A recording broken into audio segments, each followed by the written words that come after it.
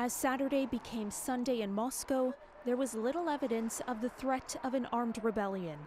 Gone were the armored vehicles and soldiers, who just hours earlier had been bracing for the arrival of mercenaries marching toward the capital for a shootout.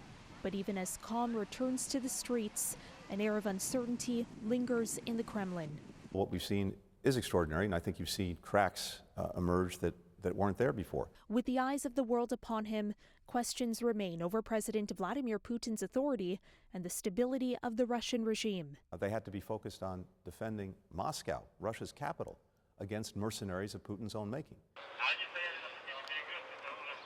The mercenaries faced little resistance, seizing a military headquarters in Rostov-on-Don before racing in convoy through the country. But as quickly as their leader Yevgeny Prigozhin vowed to topple the military leadership, it was over. Prigozhin called back his Wagner troops, saying he didn't want to spill Russian blood. Residents of the city near the Ukraine border cheered as they left. Prigozhin now apparently exiled to Belarus without criminal charges, but not before taking a few selfies. I think Putin emerges from this significantly weakened. And a weakened Putin is not a good look, particularly among members of Russia's elite, this expert says. You're going to look at this and think, wow, a private army just drove on Moscow for most of the day.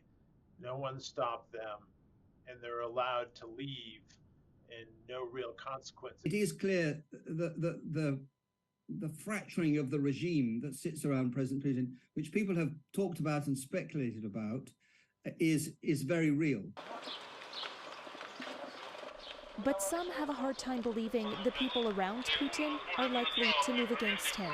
The balance of power is firmly, at the minute, in favor of President Putin and the Russian state, dictating the outcome when they choose to. Wagner fighters have played a major role in Ukraine, and some analysts think that might be why Prigozhin was able to escape largely unscathed and unpunished. There's also the challenge of trying to find somebody to assume control of his troops stationed in Africa and Syria. But the U.S. Secretary of State doesn't think this is the final act.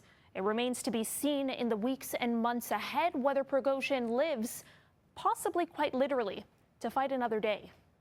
For City News, I'm Caryn Ceolin.